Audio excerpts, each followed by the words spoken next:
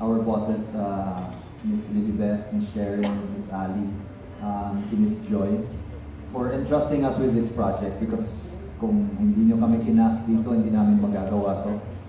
And of course, our directors, si Direct LA and Direct April, for being so patient with all of us.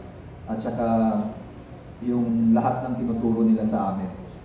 Marami kami natutunan dito sa show na to dahil sa mga directors natin. And also our guest directors, sila Direct Mark, sila Direct Monroy.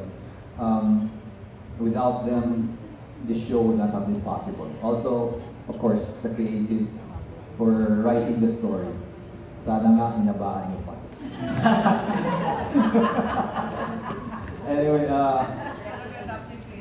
lahat ng nanonood din na nag-invest din ng time nila na every afternoon pinanood kami. Without you, we would not have lasted this long also.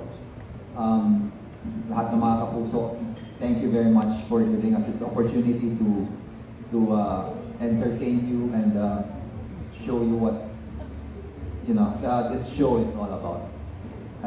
But last but not least, I'd like to thank all my co-actors because you did not just give your talents to this show, but you gave a part of yourselves also. Huwag na kayo magselos.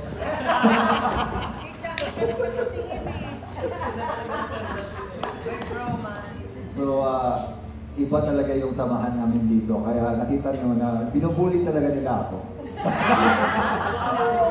But, ano talaga, it's an honor to be part of this show and I would not have given this up for any other day. So, thank you very much. And now, syempre,